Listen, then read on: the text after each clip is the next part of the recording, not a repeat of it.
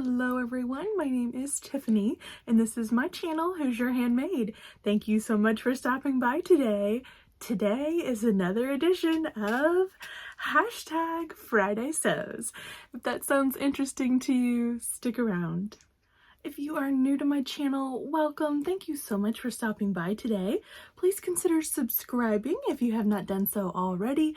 I would love to welcome you into this community and get to know you better. Introduce yourself down below. I would love to chat with you. Thank you to each one of my friends for tuning in again today, video after video. You stop by, you hang out with me a little bit, and then chat with me down in the comments, and it means so much to me. Thank you so much, you guys. Give this video a thumbs up if you like this kind of content, and do leave a comment down below. What have you been working on this week? What's been on your sewing table and what's coming up in your sewing life? I adore hearing about your projects, and I really love chatting with you down below.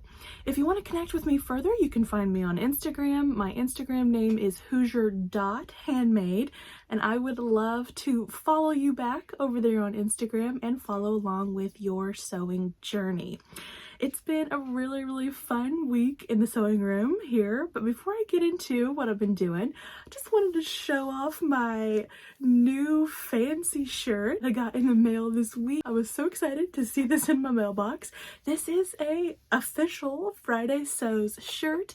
I bought it from Jen's merch shop. I'm gonna put that link down in the description box below. Check it out. She has all kinds of neat shirts and merchandise and stuff with the hashtag Friday Sews label on there, and I really wanted to get a shirt just because Friday Sews means so much to me. It was started by Jen from Today in Jen's Sewing Room. We all know her, we all love her. Thank you, Jen, for starting this hashtag. I actually wouldn't be here. I wouldn't be here talking to you guys today if it wasn't for this amazing hashtag and everything it stands for. It was what drew me into the sewing community. It's what sparked the inspiration for this channel and really gave me the motivation and the courage to start it. So thank you, Jen. You've done all that for so many of us. So many of us can probably tell you that same story, and I really do appreciate it so much. So that's what I'm wearing today. I'm gonna link it down below. Go check out her shop. Really fun stuff. So I was in my sewing room quite a bit this past weekend. I was so glad to just get back in here and moving around and playing with my fabric and patterns and all my notions and stuff. It just makes me so happy. So I have been kind of laser focused in on Addie June's Easter dress for this year. Easter is coming up this Sunday, and I didn't realize that I had waited so long. It kind of crept up on me, to be completely honest.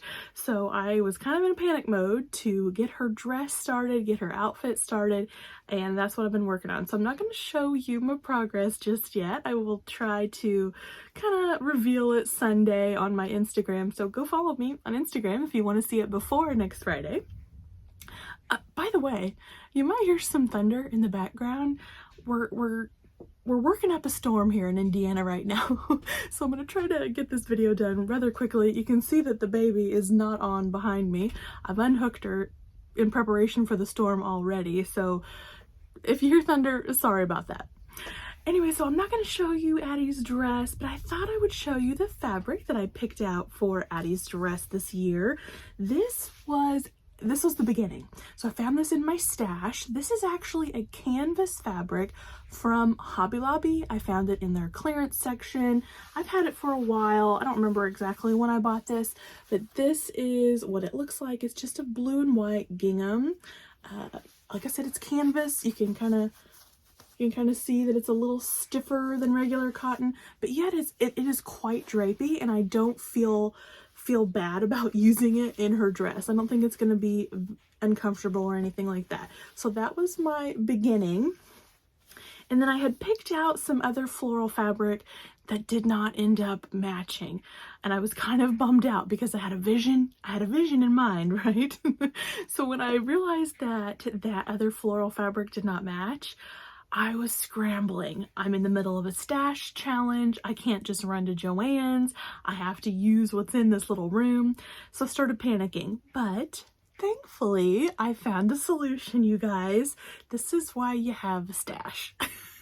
So even though I'm in the middle of a stash challenge and I'm, challenging myself to use a lot of my stash, I personally think that a stash is so, so important. So I found this beautiful cotton fabric that I bought in Gulf Shores, Alabama when I was on vacation down there. It was probably actually Foley, Alabama. If you've ever been to the Alabama region, that Foley, Gulf Shores, Orange Beach, they're so close, those little cities, that you don't really hardly know that you're driving out of one and into another. So I think this was actually from a little quilt shop in Foley. It's no longer there. It's so, so sad. I think it was called Sister's Quilt Shop or something, but I found this beautiful fabric there. So many beautiful colors. And I think it goes so, so well together for Addie June's Easter dress. So this is the main fabric, the components. I've got a little bit of white in there as well. There's some ruffles. It's just turning into, I'm looking at it right now, actually. It's just beautiful. I can't believe that I took my picture that I had in my head. I had a vision and then made it into reality. It's so much fun, right? It's so much fun to do that. Also, this is cotton fabric, so it's sewing up like a dream. No issues, super easy, very straightforward. I am using Little Lizard King patterns. Y'all know that I love Little Lizard King.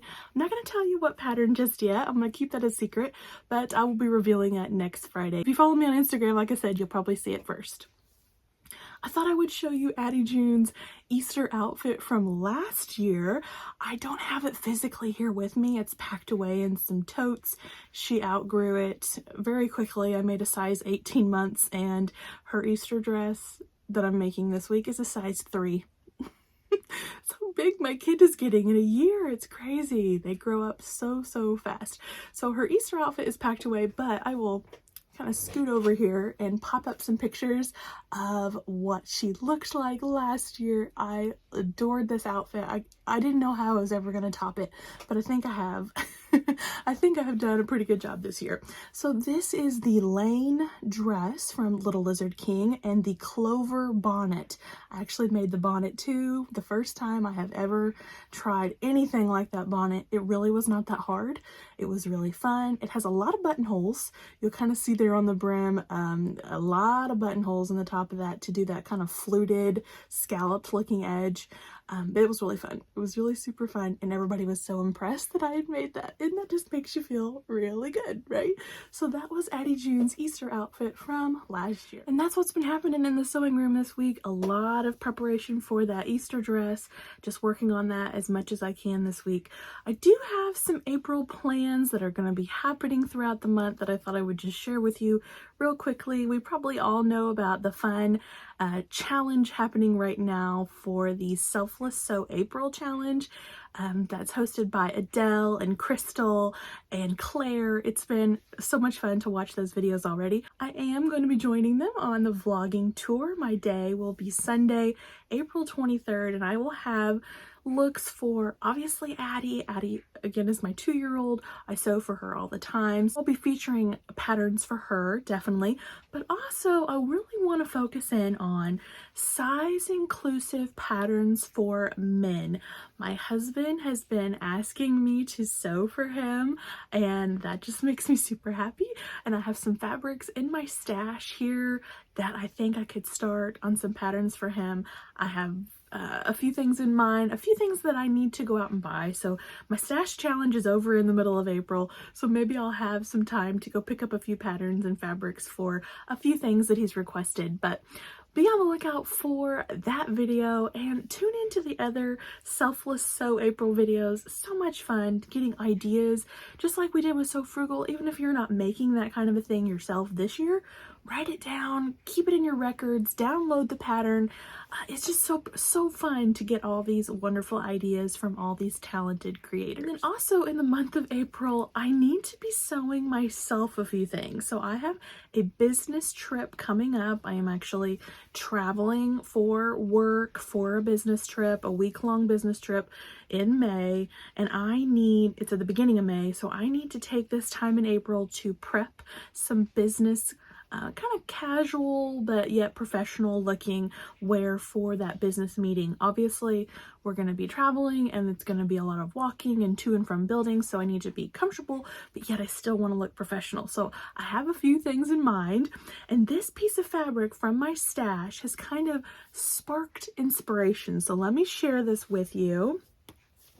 This is some beautiful Liverpool knit. It is a navy blue background with those gorgeous colors in there. I think it's just beautiful fabric. I think I purchased this from fabric.com. You could order through Amazon back in the day when fabric.com was still a thing. And I think I made a big purchase back in probably 2021. I didn't look up the dates. I could look it up in my app, but I haven't. This is just beautiful Liverpool knit, stretchy one way. Let me see if I can stretch it. Very stretchy one way and not so much in the other direction. So I think that I have been motivated by this beautiful fabric to sew up at least one more of the elevated blazer from Ellie and Mac. I made myself one of those in November time frame, and I adore that pattern. It is so polished, so classic looking, but yet it really impacts your outfit so very much. So I really want to make myself another blazer for those business meetings. And then I need to look in my stash for some coordinating fabric to pair with the blazer so that I can make something like a Sybil skirt. I've made a couple Sybil skirts in the past. They make really great business casual skirts to wear with blazers and tops and such as that. So I'd like to make one of those, but there's gonna be a lot of focus in on business casual this month because I need to prep for those meetings. That gives you a little taste of what's coming up in the month of April for me. As far as life goes, you might know if you've been following my channel for a while, we are building a new house. We're in the thick of it. We're in the thick of it. It has been quite the process. It's quite stressful. We've had a lot of decisions to make, and they're certainly not over. We're like literally in the middle of everything. So last weekend I didn't get quite as much sewing time as I thought because we found a vanity. Josh had found a vanity on Lowes.com that I adore. I fell in love with it. It was absolutely gorgeous, but it was so expensive. It's solid oak. And it's just really, really ornate and beautiful and expensive. So I didn't know that I didn't know if we were going to be able to pull off getting that exact vanity. We had a few quotes out with the Amish community that is surrounding us to replicate it, and we were just not hearing back from them. But Josh was looking on his Facebook marketplace and happened to find that exact vanity for sale, you guys. I couldn't believe it. I thought he's kidding me. There's no way that he has found this vanity, and indeed he did. So we went up and bought the vanity over the weekend, and so now we have one of two. We need two vanities for our master bathroom, so now we're on the hunt for another one of those vanities. But even if we have to buy the other one from Lowe's, it's still going to save us a tremendous amount of money because we found it on Facebook Marketplace. So do not underestimate those Facebook Marketplace or those yard sale sites, or, one man's junk is another man's treasure. So somebody was getting rid of this vanity, but boy, was I excited to snatch it up. So we've been kind of working at gathering things here and there for the house as we can, storing them in our current garage. Inching the space out as we can. I have a few pictures actually of the house right now. It's still just framed. We don't have our drywall or anything up yet. The electrician's coming in, the HVAC guy's coming in, so they're doing small things that you can't see very well, but they make a huge difference. Obviously, figuring out where you want power outlets and light switches. It is a huge job. We spent a really long time with the electrician talking to him about every single light fixture in that house. And I have always thought that the house wasn't huge. It's going to be very big compared to our house right now, but I didn't think it felt really, really big until I went through it and tried to set up every single light fixture.